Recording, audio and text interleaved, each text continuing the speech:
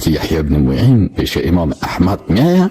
لما دخل علیه یحیی بن معین و هو مريض، امام احمد بن حنبل مریض است، فسلم علیه یحیی بن معین، سلام میته بر امام احمد بن حنبل، فلم يرد علیه السلام. امام احمد بن حنبل رحمه الله سلام یحیی بن معین چی نمیکنه؟ رد نمیکنه، جواب نمیگه. یا یک آدم دیدیم در تلویزیون برومد الله تعالی حقارت کرد یا که دین اسلام دینی باطل است گفت مثلا همین کتی حکمش داده نمیشد. طرز لباس پوشیدن اونها رو از قبیل لباسای سطر رو، سطر پوشی، حجاب پوشی رو مورد دقت خود قرار دهیم. در داخل پیشنهاد بود که همین سامان شرط بشه. البته کی پیشنهاد کرده؟ جناب چی پیشنهاد کردن؟ که دیگر در حدود تاجیکستان چنین لباس پوشی محدود کرده شود. همین کتی حکمش داده نمیشد. در شرایط خیلی اقلیم گرم ما وقتی که بعضی بانوها سطر ببر میکنند، حتی در بسیار موردها معذرت میپرسم در نقلیات دربارشون ششتن امکان ندارد. بعد واقعا خطر دارد. هر کس با تشویش و شبهه به آنها نگاه میکند که خدا نکند در تگ صدرشون چادرشون یگان چیز پنهان شده باشد، چون که حادثه‌های زیادی ما در من این بانوی زیبایی که در نزد ما هست ما هراس میکنیم از اینا. همین کتی حکمش داده نمیشد. ممکن که هفتمد صدا سیته در شرایط خیلی اقلیم گرم ما وقتی که بعضی بانوها سطر ببر میکنند، حتی در بسیار موردها معذرت میپرسم در نقلیات دربارشون ششتن امکان ندارد. بعد واقعا خطر دارد. هر کس با تشویش و شبهه به آنها نگاه میکند که خدا نکند در تگ صدرشون چادرشون یگان چیز پنهان شده باشد، چون که حادثه‌های زیادی ما در من این بانوی زیبایی که در نزد ما هست ما هراس میکنیم از اینا. همین کتی حکمش داده نمیشد. خودی همین آدمه برای چی؟ من آوز شما بیرون از دوربین های نمیبینید که در گردی من چند کس نشستگی است. شما فقط من نمیبینید. شما ممکنه که هفتمد صدا سیته ممکنه که هفتمد صدا سیته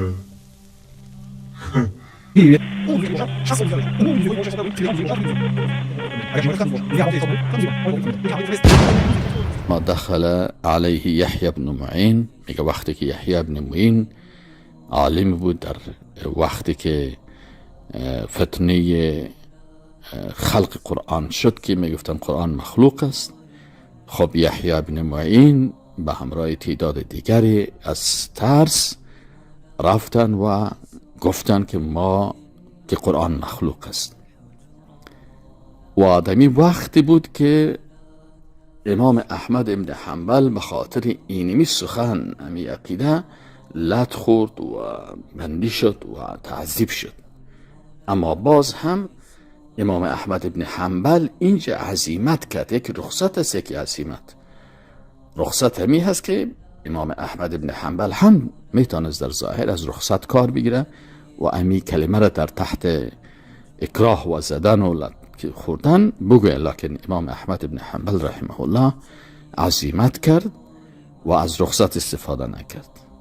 یحیی ابن معین در حالی که بر از او اجازه نبود، یعنی او در حالت امام احمد قرار نگرفته بود، لطش نمیکردن، تنها از ترس ای سخن گفت، نه در حالت اکراه بلکه در حالت ترس. از این خاطر وقتی که یحیی ابن معین پیش امام احمد میآید، لما دخل علیه یحیی ابن معین و هو مريض، امام احمد ابن حنبل مریض است، فسلم علیه یحیی ابن معین، سلام میته بر امام احمد ابن حنبل، فلم يرد علیه السلام. امام احمد ابن حنبل رحمه الله سلام یحیی ابن معین چی نمیکنه؟ رد نمیکنه، جواب نمیگه. فما زال یعتذر، میگه ای یحیی ابن معین عذر پیش میکرد و یقول حدیث عمار، و حدیث عمار بیان میکرد.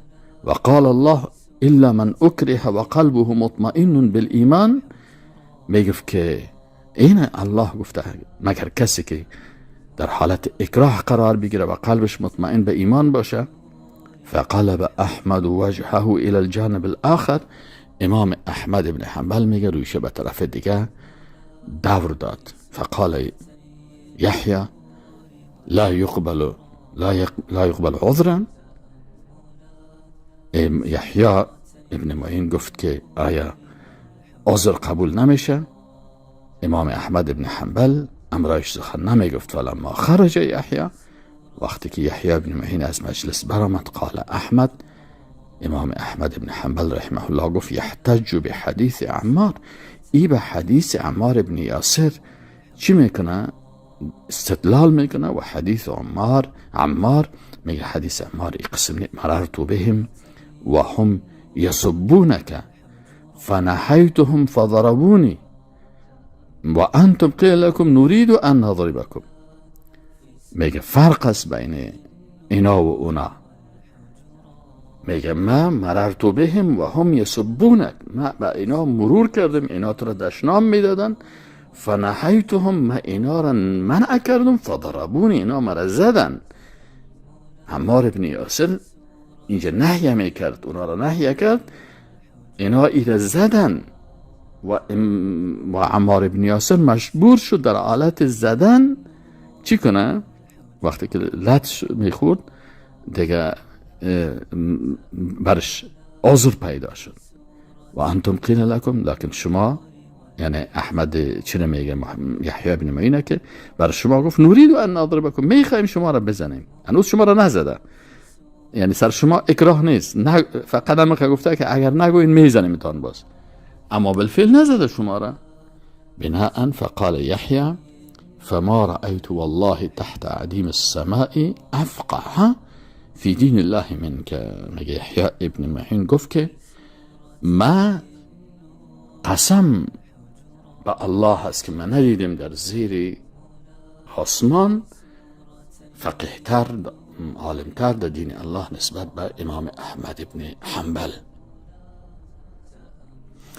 ثم اخبر تعالى بعد ذی، الله متعال خبر میده ان هؤلاء المرتدین الشارحین صدورهم بالکفر، که امی کسایی که مرتد میشن و سینه های خود به کفر باز میکنن، و ان كانوا یقطعون على الحق و یقولون، اگر اینا باز خوب متقاطع بر حق صاد میشن و میگن ما فعلنا هذا الا خوفا، ما این کار نکردیم مگر خوف. الله متعال میگه فعليهم غضب من الله ولهم عذاب عظیم، بالای از غضب الله هست و برشان عذاب دردناک است.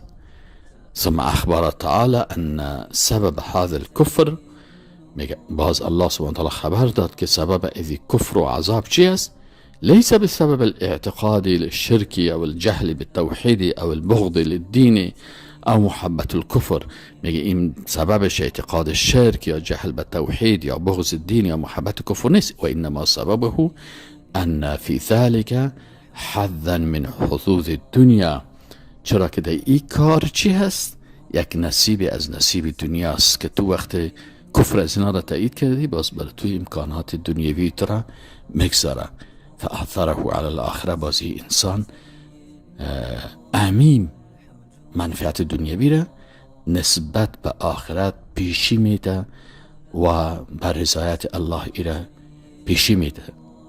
فقال ذلك بانه مستحب الحیات الدنیا، ای به خاطر ازی که اینا خوش داشتن زندگی دنیا را نسبت به چی؟ به آخرت. و ان الله لا یهدی القوم الکافرین، و الله هدایت نمیکنه قوم کافر را. فکفرهم تعالی، پس الله سبحانه و تعالی اینا را تکفیر کرد. و اخبر انه لا یهدیهم، و خبر داد که اینا را هدایت نمیکنه مع کونهم یعتذرون به محبت دنیا، با وجودی که اینا عذر پیش میکنن به محبت دنیا.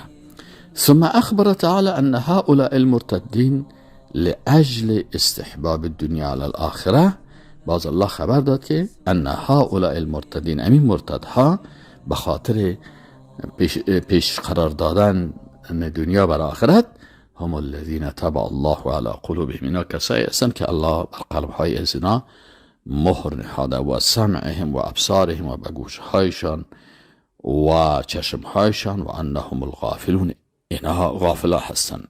ثم اخبر خبرا مؤکدا، باز خبر داد خبر بسیار تاکید شده محققا با تحقیق که انهم فی الآخرة هم الخاسرون، که اینا در آخرت از جمله کسانی هستند که خساره کردن. الدلیل الخامس عشر، دلیل 15، قوله تعالی عن اصحاب الكهف انهم ان يظهروا عليكم يرجموكم او يعيدوكم في ملتهم ولن تفلحوا اذا ابدا. اصحاب کهف یکی بار دیگه خود چی گفتن؟ گفتن انهم، یقینا که امی کافرا، ان یظهروا علیکم، اگر بر شما دست بیافن، یرجموکم، شما را سنگسار میکنن، او یعیدوکم فی ملتهم، یا شما را برمیگردانند به دینشان، ولن تفلحوا اذا ابدا، باز شما دیگه هیچ نجات پیدا نمیکنین. سوره کهف آیت 20.